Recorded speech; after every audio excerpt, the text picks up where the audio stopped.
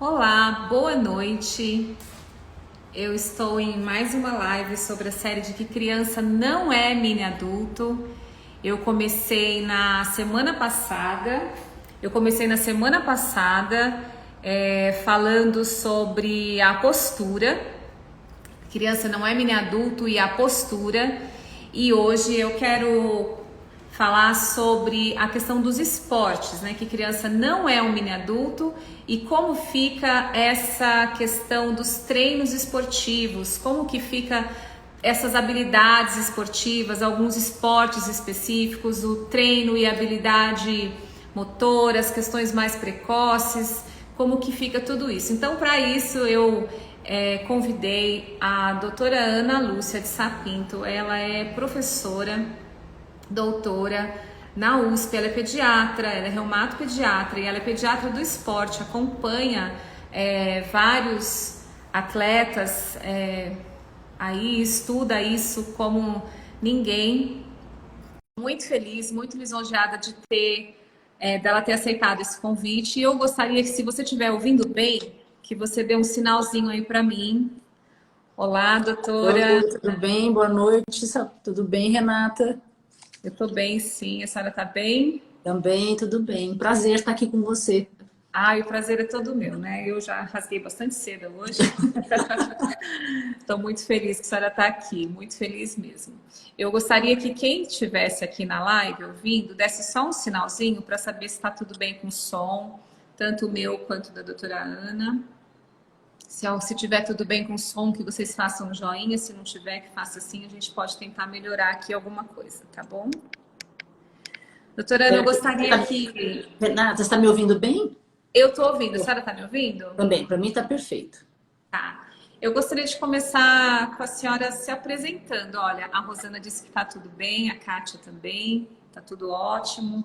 Eu já fiz uma breve apresentação, mas eu queria que a senhora falasse um pouquinho do seu trabalho, antes da gente começar com as perguntas, que vieram várias perguntas. Bom, isso é bom, isso é bom. Então, eu sou pediatra, né? Eu comecei logo depois da faculdade, né? Eu já decidi fazer pediatria, assim, durante o curso.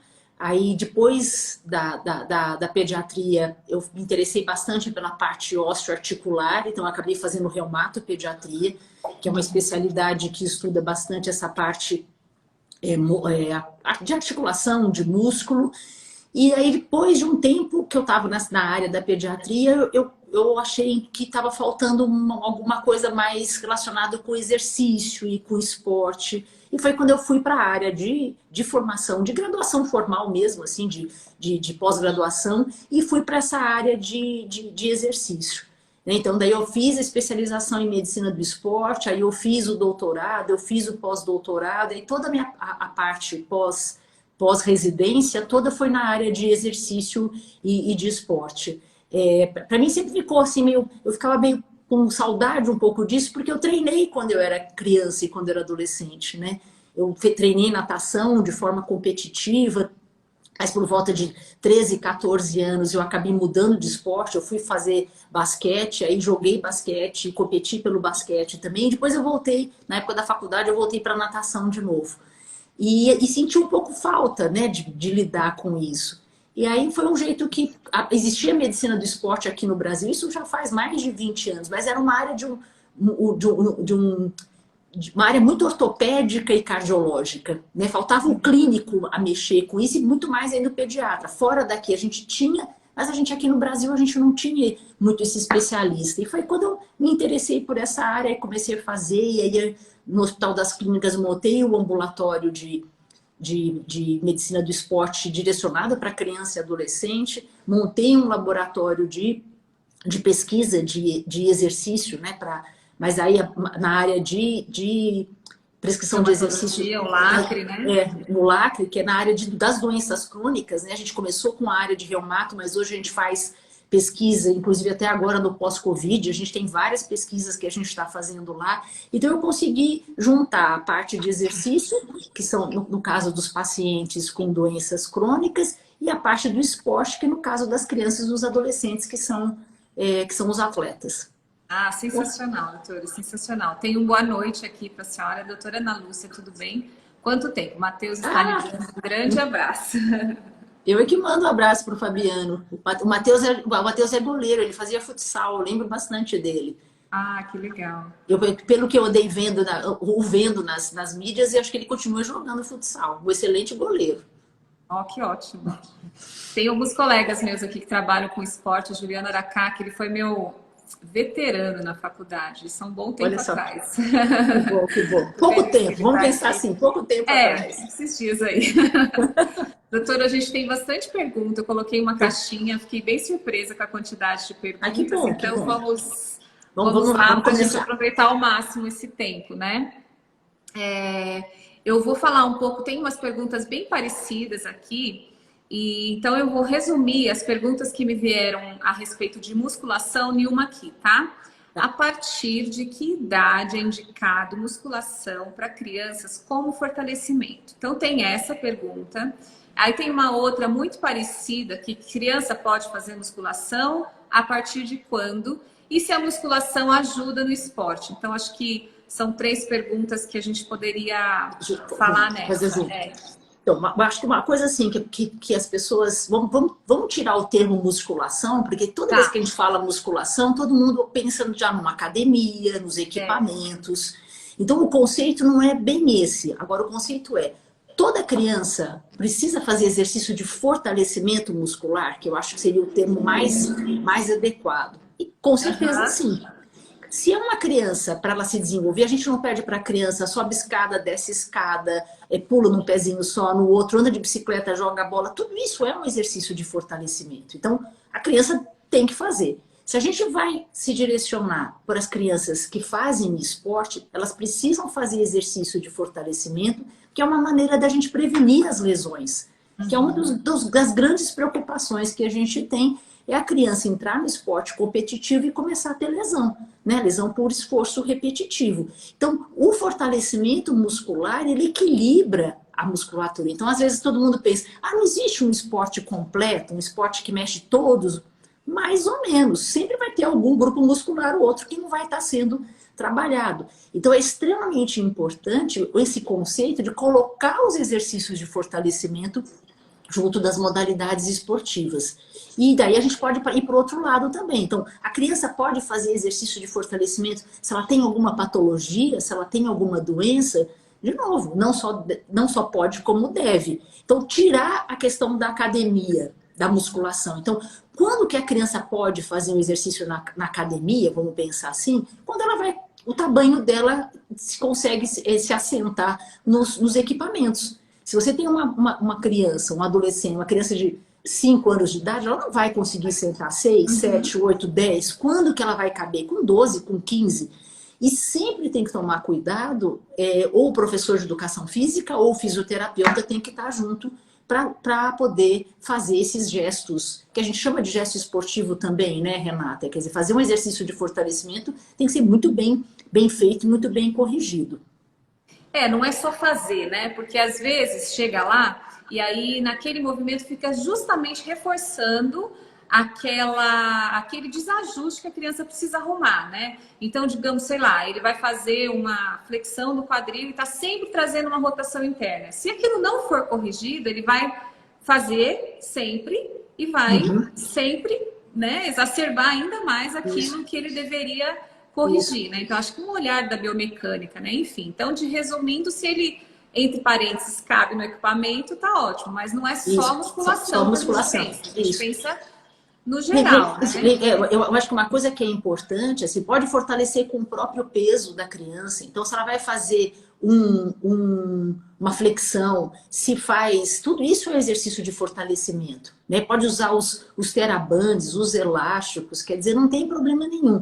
A única coisa que a gente tem que perguntar é por que precisa fortalecer. Quer dizer, é uma criança que está numa modalidade competitiva. Então, vamos supor, está jogando futebol, né? E ele precisa ter exercício de fortalecimento? Claro que sim.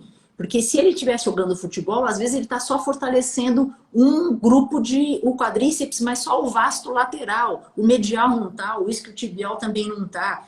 Quer dizer, então, tá fazendo natação, mas natação é um movimento repetitivo para frente. Não existe nenhum movimento de rotação externa, nem rotação interna. De mudança de direção, mudança de direção. Quer dizer, então precisa. Então a gente tem que ver, a criança está numa modalidade esportiva, talvez ela tenha que fazer esses exercícios de fortalecimento para poder ter um equilíbrio maior. Não está em nenhuma modalidade esportiva, mas tem alguma dor ou tem alguma patologia, também pode fazer o exercício de fortalecimento assim. Uhum. Músculo nunca é demais, né? Não, nunca é demais.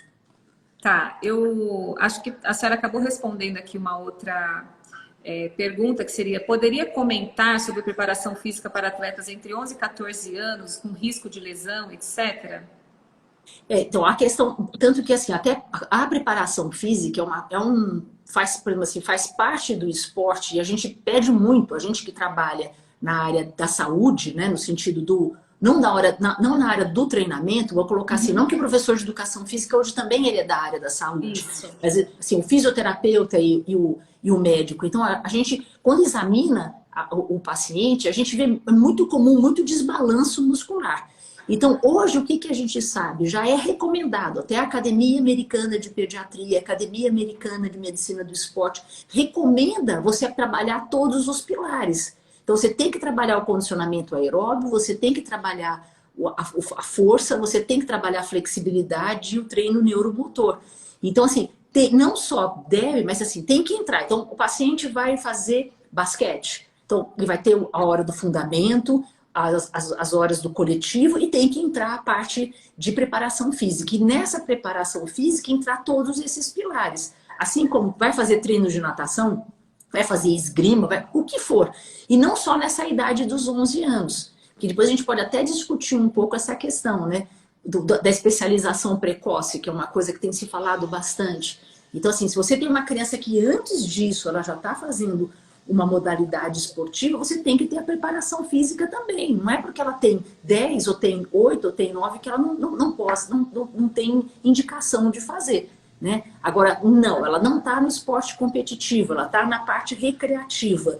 Tudo bem. Então, eu vou fazer 2 dias judô, 2 dias futebol, 2 dias natação, e eu faço uma mescla de várias coisas. Aí eu tô tranquila, né? Sim. Várias habilidades, vários treinos, né? Vários treinos, várias habilidades. Você trabalha ele trabalha a coordenação, força, o aeróbio, você trabalha várias coisas ao mesmo tempo. Sim, e tem também, eu estou vendo as perguntas do Juliano aqui, já vou fazer. E tem também as questões, assim, vários esportes têm umas questões cognitivas muito interessantes, até como indicação, né? Eu já indiquei aqui no consultório, por exemplo, uma criança com uma questão no pé, fazer, por exemplo, Kung Fu, fazer capoeira. Até eu vi que a mãe dele entrou aqui, eu fiquei super feliz com o vídeo que ela me mandou. Às vezes outra criança que eu já recebi, por exemplo, um déficit de atenção super importante, foi fazer hipismo, porque demanda muita concentração. Também aproveitar, né? Aproveitar a demanda específica de cada esporte, né? Assim, uma coisa que eu acho importante, eu acho que todas essas habilidades, elas têm que ser treinadas, né? Então, acho que assim, e hoje a gente tem técnicas, né, neurocognitivas, então a gente tem jeito de fazer esse treinamento mental. Então, assim, tem que treinar o corpo, tem que treinar a mente, quer dizer, fazer tudo ao mesmo tempo. Eu acho que assim, não dá para fazer só uma coisa. Então, muitas vezes você pega um atleta, que nem você falou, que às vezes fazer um treinamento onde você trabalha o cognitivo junto é muito interessante, mas muitas vezes você tem um atleta que nem percebeu que tem uma alteração na atenção, na visão lateral, na capacidade dele tomar uma decisão, porque o esporte é tudo isso junto. Né? Eu sempre falo para os pais, não é que você para, por exemplo, se você está no futebol, no esporte de quadra, você não dá tempo de você parar e pensar para onde que eu vou mandar a bola. É tudo muito rápido, o motor, o cognitivo, então tudo isso tem que ser treinado, né? Então, assim, por isso que a gente hoje fala para todos esses pilares, eles têm que ser treinados juntos, né? Independente de qual modalidade esportiva. Sim, independente do que escolheu, até mesmo se for individual ou coletivo, né? Isso, exatamente. Tudo tem que ser trabalhado. Vou pegar a pergunta aqui do Juliano. O Juliano é fisioterapeuta. Uhum. Quais os critérios para evitar a hipercorreção ou correção precoce? E aí depois ele tem mais uma pergunta aqui. Corrigir postura e ou movimento a partir de que idade? São duas perguntas do Juliano. Então, Juliana, eu acho que até alguns anos atrás se defendia muito não corrigir nada, né? Achava que deixava a criança à vontade, ia à vontade, porque se resolveria à vontade. E o que se observa exatamente que não se corrige à vontade, nem às vezes com o tempo. E você pega uma criança, às vezes, que tem alterações posturais, alterações de marcha, tem um pé com pouca musculatura intrínseca, com pouca contato na terra mesmo. Pouca propriocepção, né? Interocepção ruim. E que isso atrapalha muito o desenvolvimento dessa criança. Então, o que a gente hoje, cada vez mais a gente faz, quanto mais precoce você estimulá-la, quer dizer, não sei se a gente vai chamar de corrigir ou não, mas você estimular esse pé, você estimular exercício de coordenação, estimular uma postura, uma estabilização dessa pelve, uma estabilização dessa escápula, é muito melhor para ela ficar numa postura que se vença a gravidade. Isso, né? O vencer a gravidade, acho que depende de faixa etária. É lógico que a gente não está falando de uma criança que está começando a andar, né? 2 anos, 3 anos, quase assim. Se a gente pegar a partir de 6 anos, a criança tem um desenvolvimento motor muito parecido com o do adulto. Então você consegue trabalhar essas coisas a partir dessa idade. Então se você pega uma criança, e esse ano, esses 6 meses eu ia falar, ó, esse 1 ano e meio de pandemia, esses 18 meses de pandemia, a gente que trabalha com criança e com adolescente, quer dizer, o que essa pandemia fez com as crianças e com os adolescentes com relação à postura, a falta de equilíbrio, as crianças não conseguem ficar numa perna só, elas não conseguem fazer uma flexão de joelho. E vieram umas coisas bem específicas, né? Eu lembro que logo que abriu as escolinhas assim de esporte, o que eu recebi de osteocondrite severa foi uma coisa assim, sabe? Parecia que, né, de tanta... Porque todo mundo encurtado, com o pé pendurado, de repente foi jogar bola, pronto, né? Isso, exatamente. Então, ali não deu conta. É bem isso, parece que, assim, esquece que o pé tem que estar firme, que vai dar velocidade, é quem dá a marcha, você está com o pé, você tem que empurrar o solo para trás para poder ir para frente. Né? Se você está com uma postura adequada, você consegue fazer a distribuição do movimento. Então, eu acho que, assim, hoje o conceito é a gente tentar corrigir. É lógico que o trabalho para vocês fisioterapeutas e para vocês professores de educação física é imenso. Que vocês têm que fazer os exercícios, deixar com que fique um exercício interessante para a criança e o adolescente. Ele tem que se manter nesse exercício. Quer dizer, a gente como médico, eu falo, eu peço para fortalecer, eu peço para fazer a estabilização. Então, acho que cada vez mais o conceito que a gente tem é cada vez mais de antecipar. Não deixar a correção lá para frente, porque a gente pode perder tempo com isso. Tempo no sentido de ter lesão, de ter dor. Uma palavra que eu gosto mais do que corrigir é equilibrar, né? Isso. Por exemplo, às vezes você tem uma função de glúteo, né? De extensão, por exemplo.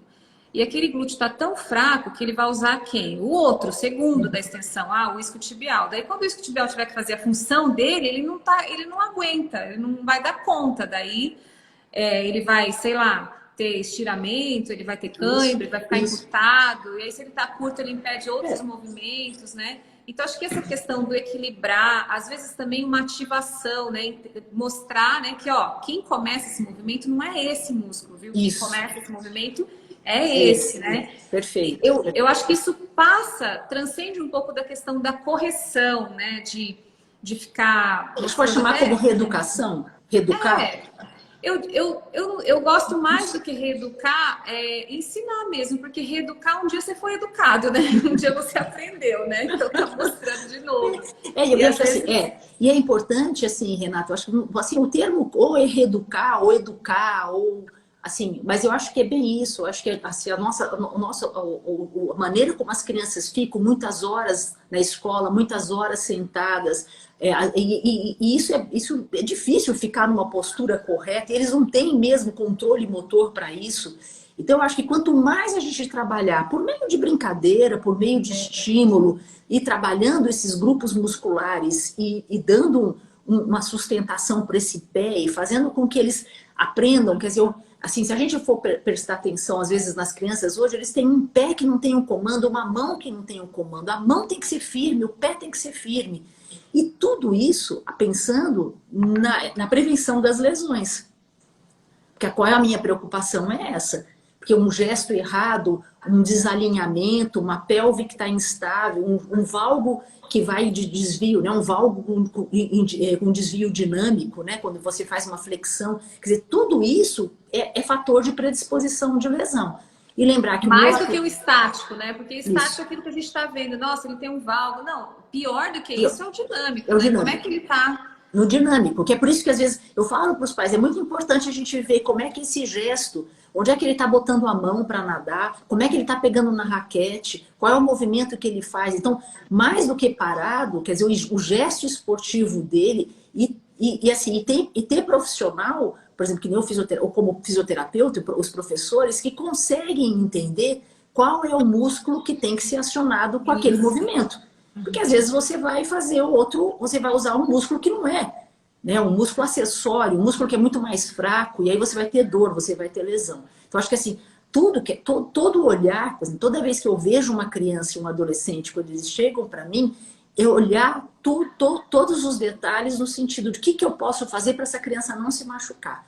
Né? Porque se machucar, vai ficar um tempo fora, às vezes tem lesões mais leves, às vezes tem lesões super graves que você até retira o atleta, né? A criança deixa do esporte por conta disso. Então, acho que a gente tem uma responsabilidade muito grande com questão da lesão.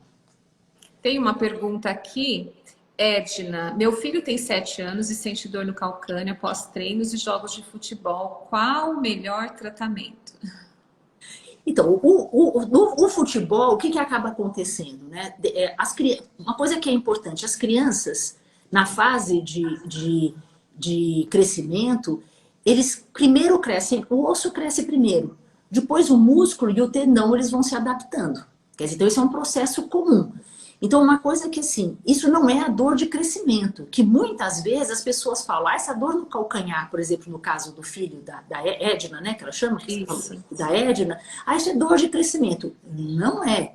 A dor de crescimento é uma dor que a criança é pequenininha, que acorda à noite, que você faz massagem na perna, massagem na coxa e melhora.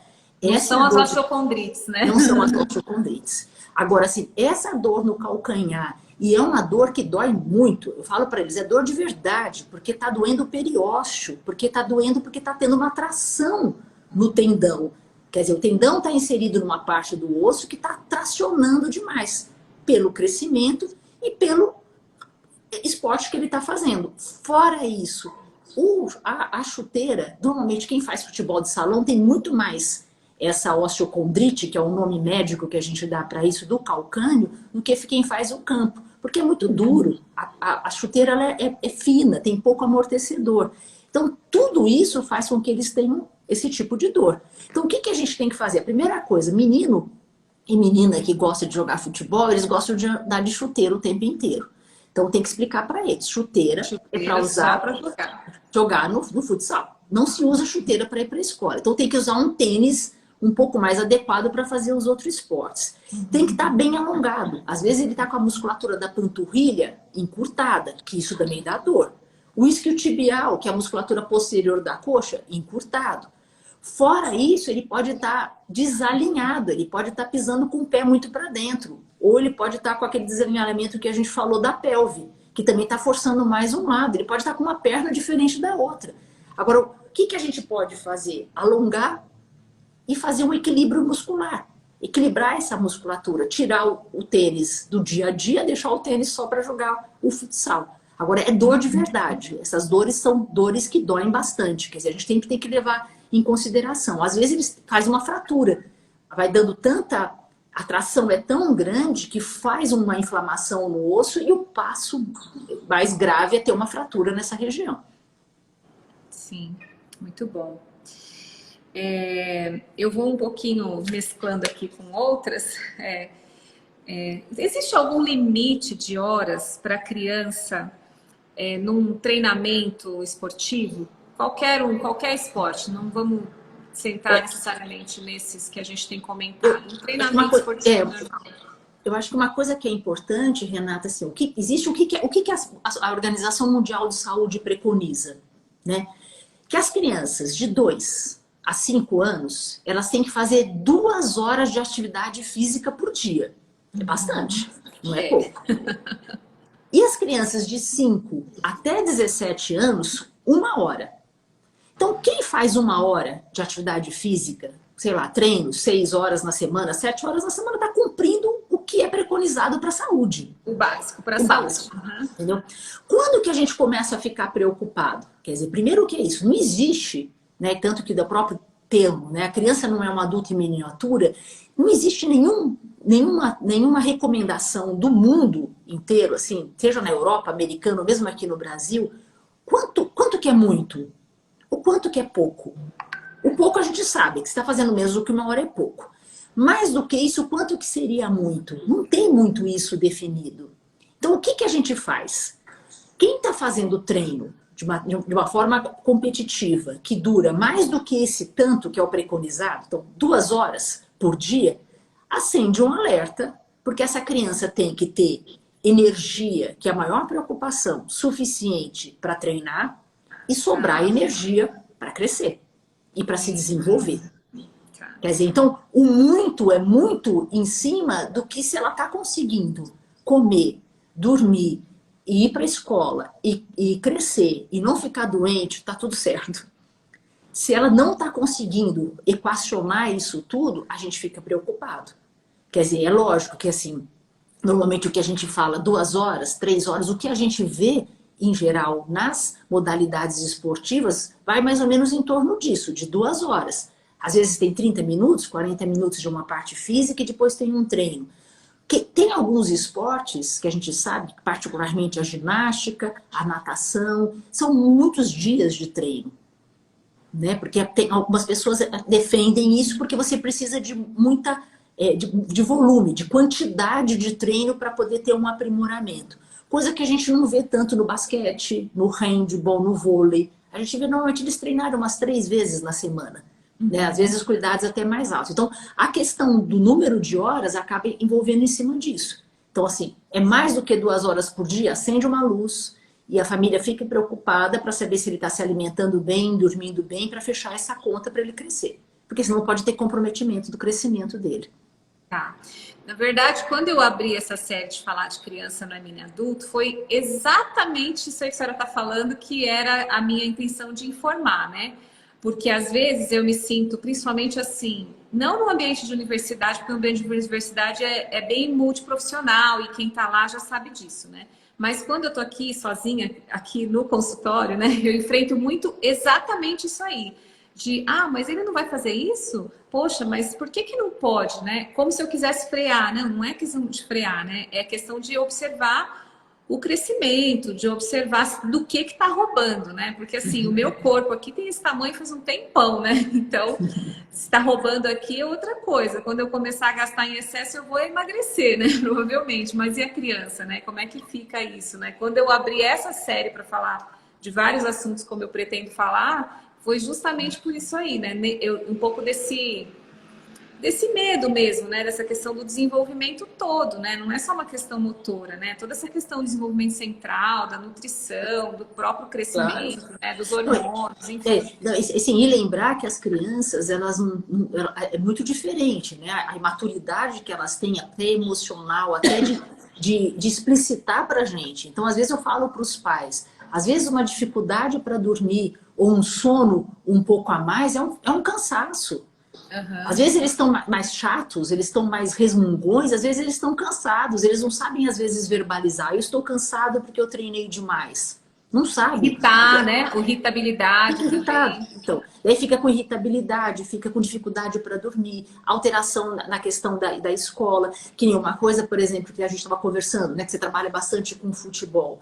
Infelizmente, aqui no Brasil, o que acaba acontecendo? Qual é o horário do futsal? Do treino. Nossa, das 8 às 10 da noite. Como é que você pode pegar uma criança de 8 anos de idade e botar para treinar? Tem treino que começa às 21 e vai até às 11. Quer dizer, se é extremamente importante para o desenvolvimento dessa criança, para o crescimento dela, quer dizer, se a gente voltar para trás, quer dizer, o sono, para que serve o sono? Eu falo isso para eles o tempo inteiro. Eles precisam crescer, o sono é importante para a imunidade, o conteúdo, quer dizer, todo o conteúdo que a gente estudou o dia inteiro, que eles estudaram o dia inteiro, ele só é guardado na memória durante a noite, quer dizer, e tem a imunidade e tem o descanso.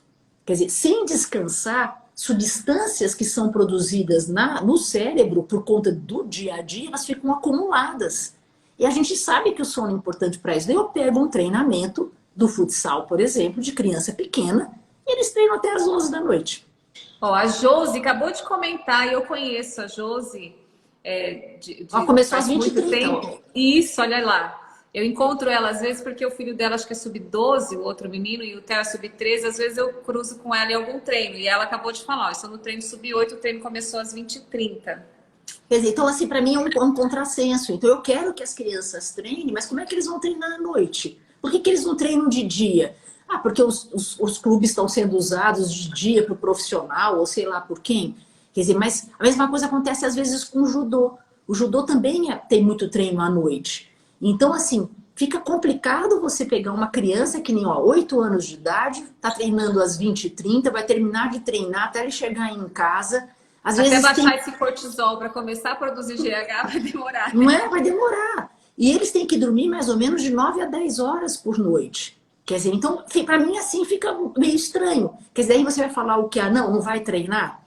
Quer dizer, a gente trabalha exatamente com isso. Não, tudo bem, vai treinar. Mas se você observar, por exemplo, é muito comum. Várias crianças que faziam futebol à tarde, futebol à noite e tal, a gente teve que diminuir. Porque a criança estava com cortisol, que a gente consegue fazer o exame super alto, é um cortisol alto, uma recuperação de treino ruim, né, uma CPK elevada. Quer dizer, então, não vai funcionar. A criança não consegue ganhar, estaciona no crescimento. Quer dizer, então a gente tem que equacionar isso tudo. Então, às vezes, botar um descanso a mais. Quer dizer, a gente tem que arrumar saídas para essa criança conseguir fazer o treino. Agora, eu sei que não vai depender, assim, eu não vou conseguir interferir nos treinos do futsal à noite. Então, o futsal, o judô, polo aquático também termina super tarde. Tem algumas modalidades que tem esse hábito, né? De fazer esses aqui eu treinos até falo até como mãe, viu, doutora? Porque assim, às vezes o ambiente competitivo leva você a acreditar que se seu filho não for naquele treino, ele vai perder a oportunidade da vida dele, sabe? Eu percebo muito isso, assim. Quando eu tô lá como mãe, assim, eu tento ao máximo não ser fisioterapeuta. Tento ao máximo ser mãe, aproveitar, curtir. Mas é aquela conversa de beira de campo que a gente sempre escuta, é mais ou menos isso. Não, porque e há uns 2 anos atrás, inclusive, né? Eu falei não para um treino desses muito tarde, assim, e fui execrada, assim, por alguns treinadores. Posso imaginar. Mas assim, e eu ainda comentei, falei, não, gente, pelo amor de Deus, se tudo que eu estudei até hoje não servir para eu colocar no meu filho, não vai dar. Não, né? mas uma coisa, Renata, que assim, você sabe que algumas coisas mudaram alguns anos atrás, vou botar, sei lá, alguns anos, não muitos anos atrás. As crianças do futebol eram cortadas porque elas tinham uma estatura menor do que as outras.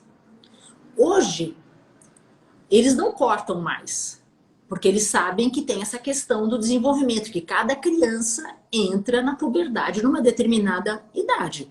Então você vai ter um menino que vai entrar com 9 e vai ter um estirão com 11 e vai estar na altura dele final com 13, mas você vai ter criança que vai entrar na puberdade com 14. Agora, se esse menino tiver muita habilidade, eles não mandam embora mais. Eles deixam. Porque eles entendem. Aí eles querem saber da testosterona, como é que tá, se entrou na puberdade ou não entrou. Mas alguns anos atrás, a criança, porque era baixa, mesmo que tivesse habilidade, era cortada. Quer dizer, então isso já foi uma mudança que eu acho de paradigma dentro do futebol. Né? É lógico que eu entendo os pais e as mães que ficam preocupadas. Poxa, eu tenho que dar treino. Quanto mais treino é melhor. Mas às vezes não. Às vezes você tem treinos com menos volumes, não só volume, mas menos dias, né, para ficar mais fácil de entender, menos dias, menos horas, com mais qualidade, você também pode ter um treino bom. Né? Então, às vezes a gente tem que dar uma regulada. nesse sentido. Não tem jeito. Muito bom. Deixa eu indo aqui nas outras perguntas. A técnica esportiva individual pode ser treinada em atletas de 11 a 14 anos? Como? Desculpa, Renata, a técnica esportiva individual. Pode ser técnica? Treinada em atletas de 11 a 14 anos. Eu acho que ele deve estar querendo dizer sobre a especialização precoce, né, em esporte. Eu penso que seja isso, porque a pergunta estava: a técnica esportiva individual pode ser treinada em atletas de 11 a 14 anos? Como? Se você que mandou essa pergunta estiver aqui, puder esclarecer o que ele quer dizer com essa técnica individual. Tá. Então eu vou para uma outra, que se de repente ele explicar, a gente vai. Como aumentar a habilidade nos esportes? Por exemplo, habilidade esportiva é um fator genético ou pode ser treinado? A habilidade, ela vem do ponto de vista genético, mas também pode ser treinada. Tá. Tem dos dois componentes. Então, por exemplo, assim, você tem algumas crianças com mais habilidades motoras e mais habilidades para uma determinada modalidade esportiva e menos para outra. Isso é claro. Tanto que a própria escolha dos esportes partem muito daí. De uma coisa que a criança já tem uma facilidade, que ela acha que é uma facilidade, mas é uma habilidade dela. Agora, você pode lapidar essa lapidar? Como lapidar? Você pode. Então, é que nem um brilhante. Você pega a pedra mais bruta e você consegue lapidar. E você consegue deixar com habilidades motoras melhores, com certeza. Você consegue melhorar gesto esportivo, você consegue melhorar habilidades. Capacidades, capacidade, força, o exercício aeróbio, essas coisas, você também consegue melhorar. Mas você tem um teto, né? Então, a gente ganha bastante força, mas velocidade, às vezes você não consegue ganhar. É difícil você trabalhar a velocidade. Uma das coisas mais difíceis é você trabalhar, que também vem, se você for pensar, dentro dos determinados esportes, de uma característica de fibra muscular. Sim, então, claro. Os fundistas, né? Isso. Então, você tem o tipo de fibra que é mais para quem... A gente acabou de ter essa última edição de Tóquio e deu para a gente ver nitidamente. Então, atletas que são mais de velocidade, atletas que são mais de provas de fundo. Então, isso vem de tipo de fibra. A gente vê sempre uns esportes mais arianos, outros esportes mais negros, né? Assim, com uma predominância, né, de quem se dá bem também. Isso é uma coisa assim, que eu tenho um pouco de ressalva, que às vezes me perguntam isso, mas eu acho que se a gente entrar nessa discussão, eu acho que a gente tem, infelizmente, poucas oportunidades para os atletas afrodescendentes, e não é que eles são melhores ou piores nisso ou naquilo. Eu acho que são poucas oportunidades. Eles não têm, não é em equidade. Principalmente os individuais, né? Como é que eles não entram no mesma régua, né? Uma piscina, onde que ele vai conseguir, né? Tá muito ligado à questão social. Tanto que a gente aqui no Brasil, que a gente é bastante miscigenado, a gente tem bastante atleta afrodescendente na piscina, tem na esgrima, mas eu acho que não teria, assim, é lógico, dentro da própria, você pode pegar, quem que ganhou a prova de 100 metros, não foi um caucasiano que ganhou esse ano? Não foi um italiano que é americano? Não foi? Acho que sim. Eu me lembro de uma prova assim que não era comum. Quer dizer, então isso daí é uma coisa que a gente for para essa discussão, a gente vai ter uma discussão mais filosófica, mais social. Mas eu quero dizer só na questão mesmo de quantidade de fibras, né? Umas com mais... Mas aí independe. Então, você pega, por exemplo, os atletas que são campeões de maratona, que são afrodescendentes também, e tem um tipo específico de fibra, do fibra tipo 1. E você, estão concordando aqui, foi italiano, Ariana. Uhum. Isso.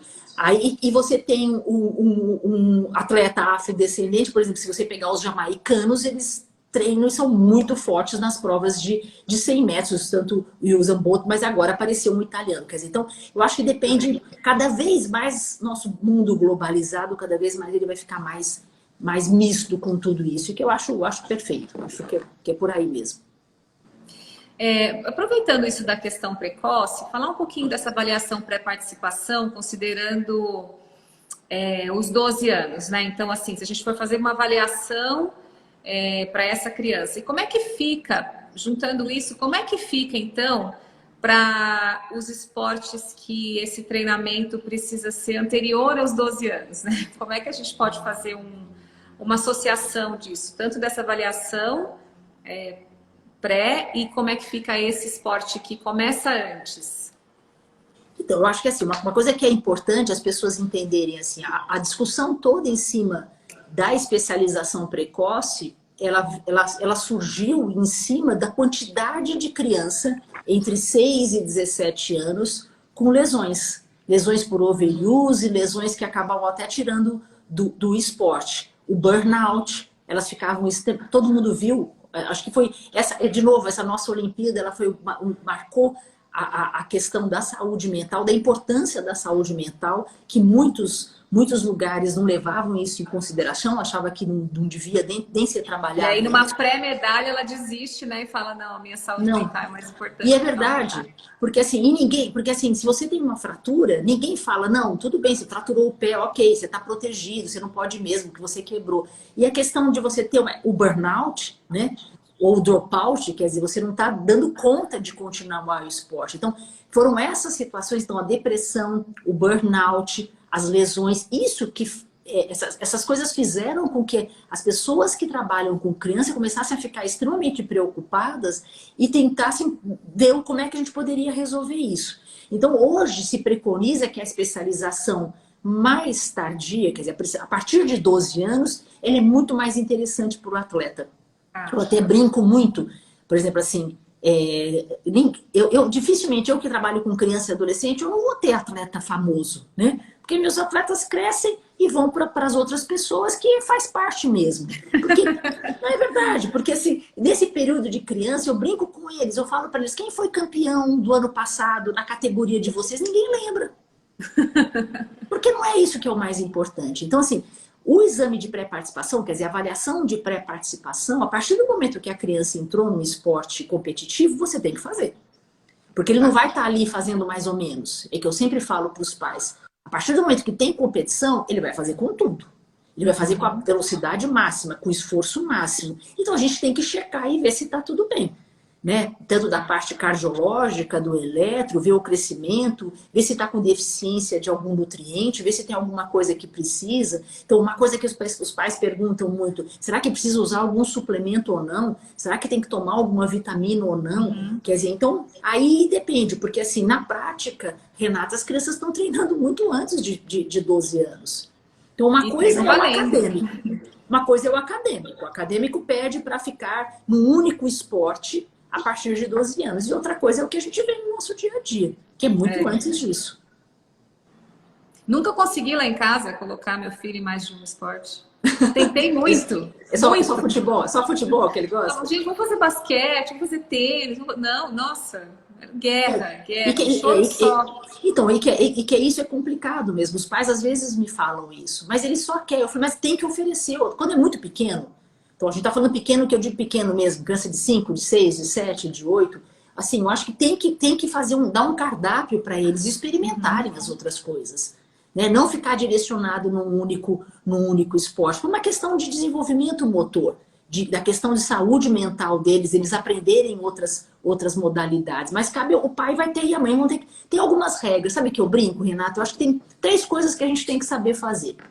A gente tem que saber nadar. Sim. Essa é a regra, tem que saber nadar. Mas assim, eu até brinco, não que nem pernilongo na água, que fica se debatendo. Não, nadar direito. Tem que saber nadar os 4 estilos, saber, porque é uma questão de proteção. É uma questão que às vezes você precisa, por algum motivo, ajudar alguém. Acho que tem que saber. Tem que saber correr. Porque é a base de praticamente todas as outras modalidades. Então, acho que é importante. E às vezes você precisa atravessar a rua correndo, você precisa correr por algum motivo, acho que... E andar de bicicleta. Andar de bicicleta provavelmente vai ser o nosso futuro de meio de locomoção. Quer dizer, então, acho que são 3 coisas importantes. Se as crianças, a partir daí, elas também participarem de várias modalidades esportivas, eu acho que o repertório motor dela fica muito maior. E isso isso está mostrado e tem trabalho, os atletas olímpicos, a maioria deles participaram de vários esportes, e não de um único esporte. Quer dizer, mostrando que essa experiência é melhor do que você ficar num único esporte desde a infância. Eu gosto de falar do repertório motor, eu sempre falo do repertório de palavras, assim, né? Quem se comunica melhor? Quem sabe 100 palavras ou quem sabe 1000 palavras, né? Não adianta você ficar treinando aquelas 100 palavras de manhã, de tarde e de noite. Eu fico treinando 100 palavras, só 100 palavras. Ou se você 2 ou 3 vezes por semana, treinar 1000 palavras, né? Ótimo. Quem vai se comunicar melhor? Eu gosto de muito de usar as Nossa, palavras perfeita. pro gesto motor, né? Então, assim, a palavra equivale ao gesto motor. E aí, uma frase, a comunicação, ao seu esporte, né? As suas habilidades e tal. Porque muitas vezes, falo principalmente para quem joga futebol, né? Que é pelo menos a grande maioria de que eu atendo aqui. Assim, você prefere mesmo? Você acha que você vai se comunicar melhor como, né? E se você chegar num outro país, você vai precisar de outras palavras, né? Outros fonemas, outras letras, né? Eu gosto de usar esse exemplo porque ele é mais palpável, né? Até para entender. Não, perfeito. E assim, e realmente, por exemplo, no repertório do futebol, que eu acho que tem que ter muito repertório motor, tem que ter muito controle neuromotor, tem que ter, assim, é muita mudança, muita rapidez, mudança de direção. Quer dizer, então, assim, se a gente for pensar, é o futebol, é o basquete, é o handball, quer dizer, são esportes que são muito rápidos, com muita mudança de direção. E eles têm que ter esse controle, esse eixo neuromotor, né? Neuromotor e periférico, né? Assim, indo para a periferia, muito bem ajustado, né, Renata? Para eles não se machucarem. Né? Porque E é não muita só a mudança força, né? Mas o controle da força, né? O controle não é da trabalhar força. só para ir, né? Precisa trabalhar a volta também, né? Como é que faz para controlar tudo isso, né? Porque, na verdade, uma coordenação motora nada mais é do que um controle, né? Mais até do que você fazer com muita força. Com muita... E até nos esportes que eu vi, que o Fábio entrou aí, que o Regis entraram aí, que são 2 técnicos de natação, assim, super excelentes técnicos, super renomados, com crianças que eles têm um repertório, assim, eles treinam muito desde crianças de categoria muito de base até crianças, adolescentes mais velhos, e é exatamente isso, o quanto que é importante esse repertório motor até para ter um gesto esportivo na natação, né? Onde você tem que fazer a força na mão e não a força no ombro, onde você tem que fazer a força no pé e não a força no joelho. Quer dizer, então, isso para todos os esportes. Né? E é o que eu sempre falo para os pais. Assim, tem esportes que têm comandos e têm habilidades específicas. É óbvio que cada esporte tem tem o seu. Mas, assim, como um todo, você fazer com que essa criança tenha esse repertório motor ampliado, isso vai fazer com que lá na frente, independente do que ela escolher, vai ser só benéfico para ela. Uhum. Muito bom. Eu estou abismada aqui, que falta tão pouco tempo para acabar, e eu queria falar um pouquinho ainda sobre essa questão de puberdade, né? Se esse treinamento esportivo em excesso pode interferir nisso, né? Porque eu penso não só dessa questão da idade que ele vai ter a própria maturação dele, né? Uma questão individual, mas a gente pode ter alguma coisa contrária a isso, né? Esse excesso levar... A gente acabou comentando até, né, sobre esse número de horas e tudo, mas eu acho que isso é uma mensagem boa para os pais, né? Como a gente pode trabalhar esse tipo de coisa, assim, né? eu acho que como várias coisas, né, das determinantes, né, a altura, né, são genéticas, que nem o tipo de fibra tipo 1, fibra tipo 2, é a mesma coisa, se comporta assim com relação à entrada na puberdade. Segue muito a característica do pai e da mãe. É muito comum, as mães sempre sabem a data quando elas menstruaram. Os pais têm uma certa dificuldade com relação a quando foi que eles entraram na puberdade, quando foi que eles deram o estirão. Dificilmente o pai consegue lembrar, né? Porque tem uma característica específica, a entrada na puberdade dos meninos, né? Então a entrada na puberdade dos meninos é um pouco mais escondida. Então primeiro é o testículo que aumenta de tamanho, e eles nunca estão muito preocupados com isso, né? Daí depois aparece o pelo, depois o pênis cresce, e aí que eles dão o estirão. Então muitas vezes, quando a família percebe, eles já entraram na puberdade, não conseguem nem saber quanto tempo já se foi. Então, isso é super importante. Tem uma determinação genética, sim, de acordo com o pai e com a mãe. Agora, o esporte, num volume muito grande, com muita carga de treino, onde você tem uma restrição calórica, vai interferir de forma negativa na entrada da puberdade. Tá. E precisa de gordura. Então, existia um termo que a gente usava, que chamava a tríade da atleta feminina, né? Que era caracterizada exatamente por isso. A criança não tinha menorreia, porque ela não entrava na menstruação, tinha anorexia e tinha alteração óssea, de massa óssea. Com o tempo, esse termo nem existe mais, não existe mais essa tríade, porque o que se observou? Que não é só a menorreia, primária ou secundária, mas não necessariamente tem que ser anoréxica e não necessariamente tem baixa massa óssea. Você pode ter fratura por estresse e pode acontecer em menino. Então, tanto menino, adulto também, mas aqui a gente está falando de criança, mas um adolescente, tanto do sexo masculino como do sexo feminino, que tem um aporte calórico diminuído, vai levar a alterações hormonais, alterações de imunidade e, consequentemente, alterações do crescimento. E aí você vai ter uma puberdade atrasada. Agora, se você tiver um aporte calórico adequado, você não vai ter alteração da puberdade. Tanto que onde é que a gente mais vê atraso de puberdade? Na ginástica, porque muitas vezes elas estão em privação de caloria. A gente vê no nado sincronizado, porque muitas vezes elas também têm privação, e no balé, que são situações. E quando eles estão um pouquinho mais altos, é no triatlo, na corrida, aí a gente começa a ver nesses esportes também. Mas qualquer esporte, tá? Eu falei desses que são os mais comuns, mas qualquer esporte que você tem um abaixo, e o nome agora disso, Renata, chama REDES, que é uma redução de quantidade de caloria. É uma sigla agora que a gente usa para essa situação específica. Tá, muito bom, tô aprendendo bastante. Bom, enfim, né? Ainda tem muita pergunta, acho que eu vou resumir alguma aqui, que tem uma sobre meu filho não tem. Como que eu posso trabalhar força se meu filho perde no confronto, né, físico, no confronto de força, o que eu posso fazer? E qual exercício recomendado, né? Esse aqui eu já fiz, tá? E existe como ganhar velocidade em crianças de até 14 anos? Eu acho que assim, a força a gente comentou, né? Dá para fazer exercício de equilíbrio. Equilíbrio e força, né? Força Confronto, muscular. acho que seria isso, né? Eu acho que dá para fazer exercício de equilíbrio, de equilíbrio, de propriocepção, de equilíbrio mesmo, para poder ele conseguir ir para o confronto. Isso acontece muito quando você pega as crianças, por exemplo, que ainda não entraram na puberdade e outras que já entraram que estão jogando juntas. Isso é super comum, né? Super. Daí fica muito desleal até. Mas Eles têm a mesma idade, tem uma cabeça de diferença. Né? Mas dá para trabalhar a força, às vezes, mesmo sem ganhar muito diâmetro, né? Aumento da fibra muscular, você ganha no neuromotor, que faz diferença. Né? E você consegue trabalhar isso daí. E aí trabalhar a força, como a gente falou, com o peso, o próprio peso, com o elástico, tem várias maneiras da gente trabalhar a força. E a outra pergunta era era força e... Velocidade. Então, a velocidade, é complicado essa questão da velocidade. Existem várias teorias, né, de se você se trabalha a velocidade. Só que assim, a velocidade, ela tem muita coisa envolvida. Porque você tem que ter força, você tem equilíbrio, você tem que ter comando neuromotor para conseguir ser veloz. Então, às vezes você tem que trabalhar todas essas coisas para poder depois, para frente, trabalhar a velocidade. Às vezes não é só ficar trabalhando em sprint para você ter velocidade.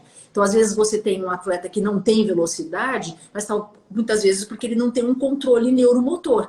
Ele não tem uma marcha adequada. Então, ele não vai conseguir ter velocidade, né? Porque ele faz uma marcha, faz uma corrida ceifando, né? Então, ele ceifa na corrida, não tem como. Ele faz um desvio em válvula na corrida. Gasta muita energia para fazer uma coisa que é básica.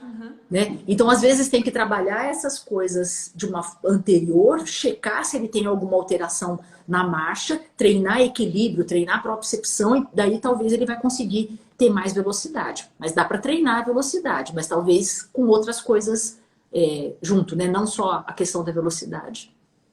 Eu também até comentei com a senhora pré-live, né, de um caso, não só um, mas eu peguei mais do que um, assim, de crianças que treinam no alto rendimento, e não fazem absolutamente mais nada, né? Ele vai lá naquele treino 3, 4 vezes por semana, naquele altíssimo rendimento, e depois fica sentado o resto do tempo, né? Como que fica isso dentro daquelas classificações da gente do sedentarismo, da inatividade física?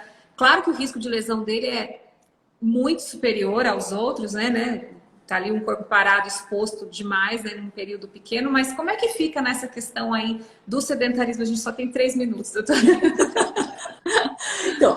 Então, assim, uma coisa que é interessante todo mundo entender esses conceitos. Então, um conceito é atividade física, né? Qualquer coisa que a gente faz que gasta energia é atividade física. Subir escada, descer escada, fazer um exercício, jogar uma bola, tudo isso é atividade física. O exercício físico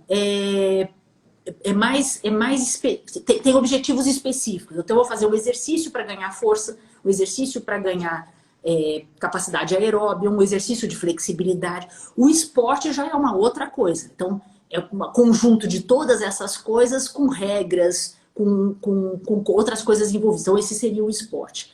O conceito do sedentarismo, ele veio uma vez que começaram a se perceber que algumas pessoas que cumpriam aquelas recomendações de ser ativo, de cumprir os 150 minutos por semana, que agora está aumentando, 150 minutos de alta intensidade, ou 300, né?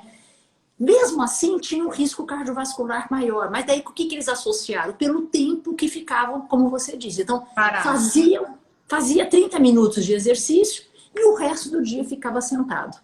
Quer dizer, então, esse resto do dia ficar sentado, que é ser sedentário, aumenta o risco cardiovascular. Então, por exemplo, para vocês terem uma ideia, a gente acabou de fazer um trabalho lá no HC relacionando a questão do Covid. Os pacientes que eram mais ativos, com menos tempo de sedentário, responderam, a resposta vacinal deles foi melhor. Segundo lugar, aqueles que faziam 50 minutos e ficavam o tempo inteiro parado. Em último lugar, os que eram sedentários e que não faziam nem os 150 minutos. Quer dizer, para a resposta vacinal, você tem uma ideia, a resposta vacinal é melhor em quem é mais ativo. O risco cardiovascular é maior para quem é menos ativo. Então, fazer o exercício é extremamente interessante, mas você tem que fazer quebra do tempo sedentário. O que é quebra do sedentário? Nós estamos aqui sentados há 1 hora, está na hora da gente levantar. Levantar e ficar fazendo a nossa live de pé. Não pode. Tá certo, então, esse é uma coisa importante. Olha, doutora, eu só posso agradecer demais essa colaboração. Aprendi bastante. Eu tenho certeza que todo mundo que esteve aqui aprendeu muito mesmo. E a doutora Ana também pode responder alguma coisa lá no particular, né? Se alguém tiver alguma dúvida. Eu queria agradecer, assim, tô vendo pessoas que assim, o Bira também, que é o técnico de natação, o Roberto, várias pessoas que eu já fui médica dos filhos, que agora já são adultos. Então, assim, primeiro eu queria agradecer, Renata, essa oportunidade de poder conversar aqui com você sobre um tema que, assim, eu sou apaixonada, eu gosto demais. Eu que agradeço demais. Não, assim, eu acho que assim, a gente fica falando tanto de cuidado, mas deixar claro, eu sou uma grande defensora. Assim, uma grande a gente não defensora. Tá falando contra, né? Porque a gente vive num mundo dos extremos, ou 8 ou 80, né? O equilíbrio tá meio fora de moda. É exatamente isso. Então, assim, eu sou muito defensora, eu acho que as crianças têm que fazer, independente se eles vão ser atletas olímpicos ou não. É uma experiência de saber ganhar, saber perder, respeitar o adversário, respeitar o técnico. Eu acho que isso tudo não tem outro lugar. Quer dizer, eu sempre falo, o esporte é educativo. A resiliência, né? Assim, eles mais perdem do que ganham. Então, eles vão aprendendo esse tipo de coisa da vida desde pequeno, né? É muito bom isso. Respeitar adversário, eu falo para eles. Muitas vezes, não é que você perdeu. A cidadania, o Bida tá falando, você não perdeu, simplesmente o outro tá melhor do que você. E tudo bem. Uhum. Entende? Eu vou lá e vou ver o que eu posso melhorar. Eu acho que é isso que eles aprendem. Você entende? Assim, saber que... E isso é muito interessante. Você conseguir saber exatamente, isso aqui eu sei. Isso daqui o outro tá melhor do que eu e ele vai ganhar. Agora, outra coisa é você ficar lá parado e o outro realmente ganhou. Aí você perdeu. Você não ganha, o outro ganhou. Você perdeu o jogo. É, né? quando eu digo perder é isso, né? Você vai para a competição, enfim, não é que perde só no resultado, né? Mas enfim, tudo isso que a gente já sabe. Eu achei sensacional aqui, eu só posso agradecer demais, demais a Eu que participação, a agradeço, história eu que de todo agradeço. mundo que fez perguntas e enriqueceu bastante, né? Vieram várias perguntas. Tem umas que não deu tempo, mas a gente pode deixar para depois. Ó, por isso que eu admiro a doutora, ela fala a nossa língua no esporte, eu também admiro muito, desde que eu conheci, acho que uns 3 ou 4 anos atrás. E eu só posso agradecer muito a senhora por ter aceitado isso, perfeito, isso, doutora, saber perder, reconhecer de que o outro ganhou, né? Isso mesmo. E vamos cada vez Então, mais incentivar nossas eu crianças a acho que praticar esporte. isso, praticar esporte, treinamento mental, acho que, para resumindo, acho que é isso. Acho que tem que fazer o treinamento físico, tem que fazer o treinamento mental, eles têm que se alimentar bem, eles têm que dormir bem, porque eles têm que ir bem na escola, eu não quero que eles fiquem doentes, quer dizer, é tudo isso junto. E dá para fazer tudo isso junto, independente de qual vai ser o resultado. Assim, quem me conhece sabe, eu nunca fico perguntando para ninguém se ganhou, se perdeu, acho que não é esse é o ponto, é o fato deles estarem lá. O mais importante é eles estarem lá experimentando isso e ter história para contar, né? Acho que o mais gostoso é isso. Exatamente. E eu só vou agradecer de novo, muito obrigada, a questão daqui a Eu que pouco vão derrubar a agradeço. gente aqui. Vão derrubar, estão para derrubar a gente já. Mas vamos Então, sair que dá tempo de você gravar. exatamente. Eu vou deixar gravado aqui, eu vou desligar então em 3, 2, 1. Obrigada. Tchau, tchau para todo mundo.